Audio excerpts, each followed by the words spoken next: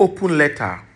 Urgent call to prohibit movement of Fulani cattle in Ibaji till June 2023. The chairman, Ibaji local government area of Kogi State, Honorable Williams Ikojo Obiora, the chairman, Ibaji Traditional Council, His Royal Highness Chief John Egwemi, all the Ibaji village heads and gagos. These are the people that have put their notice together. So, notice for prohibition of Fulanis cattle. Fulanis herders and farmers conflict in Nigeria have grown, spread, and intensified over the past decade, and today poses a threat to Ibaji and farmers' survival. Thousands of people have been killed, communities have been destroyed, and so many farmers have lost their lives and property in an orgy of killings and destruction that is not only destroying livelihoods but also affecting national cohesion. Each day, Ibaji in Kogi State in diaspora witness more reprisal killings that are simply making the possibilities of peaceful resolution and farm produce more difficult. Rural banditry is becoming the norm in the Nigerian hinterland and has been transformed into a vicious criminal activity. The result is that the scale of loss of both heads and human life has been escalating, and the victims are on all sides subsistence farmers.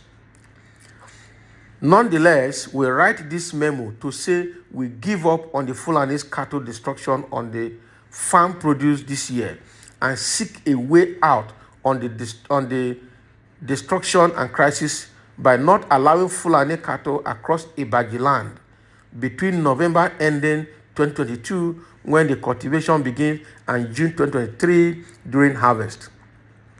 It is clear that indeed deadly flood attacks on the people of Ibaji 2022 caused havoc, and the way to regain what they have lost to flood is through farm produce. An entire local government that have suffered massive flooding, loss of farm produce and properties would not be happy farming, and the Fulanis cattle harvest the farm produce. Yes, we are aware of the law that says every citizen of Nigeria is entitled to move freely throughout Nigeria and to reside in any part thereof, and no citizen of Nigeria shall be expelled from Nigeria or refused entry thereby or exit therefrom. We also know that the law is not applicable to cattle and other ruminants. So the Ibaji Progressive Youth Foundation, and as a voice to the youth and entire people, recommended to you the Ibaji Local Government Chairman, Honorable Williams Ikojo Obiora, Chairman, Ibaji Traditional Council, His Royal Highness Chief John Egwemi, and all the Ibaji gagos to restrict and avoid seasonal migration of Fulanis cattle across all the Ibaji land this period. And we believe you would listen to the cry of the populace, because any leader that does not take into consideration the welfare of the people is not worthy to be called one. We, the Ibaji Progressive Youth Foundation, hope you listen to the cry of the people in this difficult period of time. Thanks in anticipation. Signed by Ape Kevin, Ibaji Progressive Youth Foundation for law-abiding citizens of Ibaji. We exist to build Ibaji of our dream.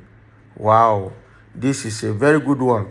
So the youth of Ibaji, local government area of Kogi State, all right, is currently writing to their local government chairman to let him know that between November ending 2022 to June 2023, they don't want to see Fulani cattle and their herders across Ibaji land. The reason is because the people are suffering. Now we understand the menace that the Fulani herders cost Nigeria, ranging from killing people to destroying farm produce to destroying people's farmland, grazing on people's land, and then causing mayhem to families.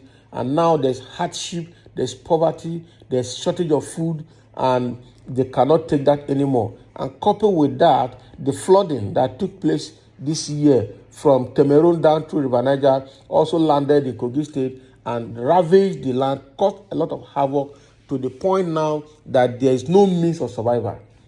And so what they're trying to tell us is that they cannot be in this kind of poverty and then they will go and start their farm, and then while the crops are at a very tender age, the Fulanis will just bring their cattle and they finish everything again. That means the suffering will continue.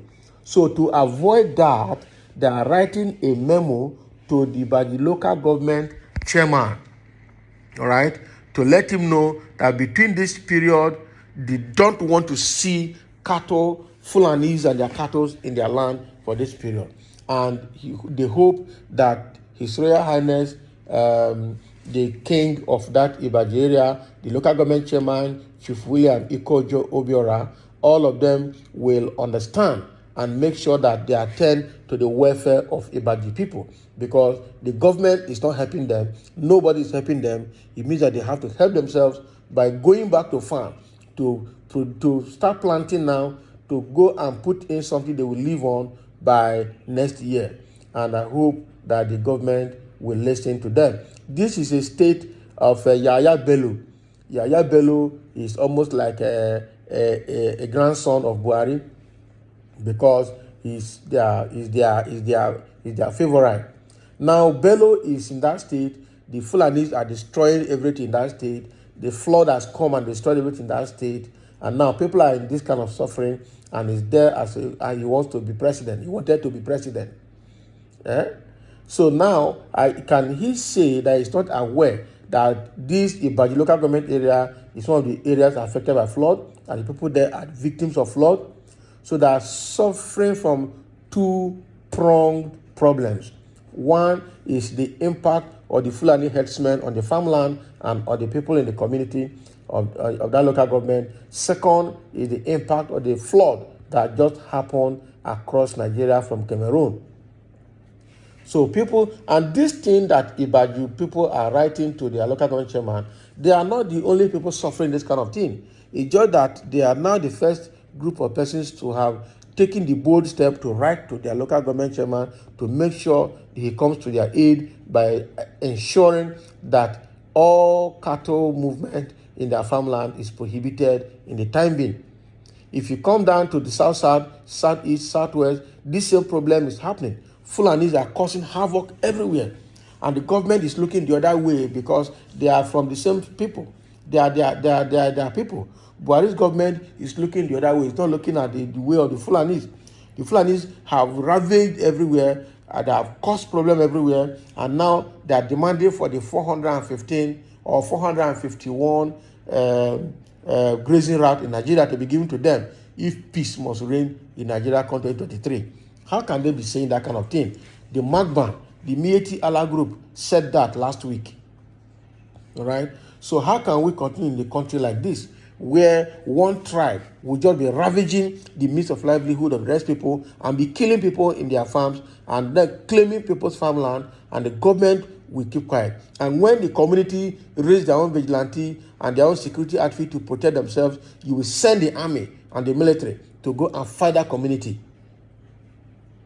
When they arrest such perpetrators of such crimes in their community and take to a police station, before you know it, police will have released them, because they will get a call from the presidency or from the high office up there in Abuja or from defense headquarters, and they will release the person. So how do you expect people to survive?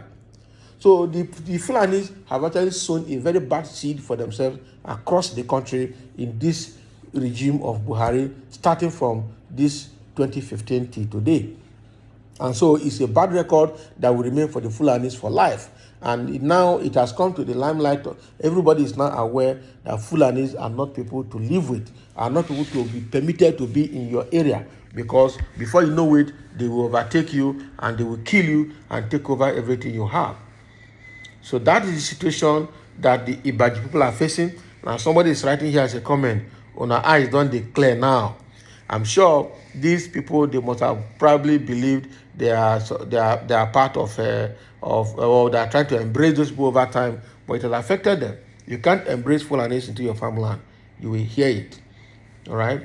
So this is what the Ibaji people are complaining, and have written to their local government chairman, and we hope they will come to their aid. Otherwise, hunger and famine will start from that land. Having suffered from Fulanis, herdsmen menace, and then flooding came and ravaged what is left. These guys must survive. So thank you for listening, and let's spread this news, and also know that what these guys are writing about is not only affecting them, it's also affecting other parts of the country between the middle belt, southeast, southwest, and south-south. We need to be bold enough to speak out to make sure that we preserve our communities and our farmland from the hand of the Fulanis. So thank you for listening, and let's have your comments.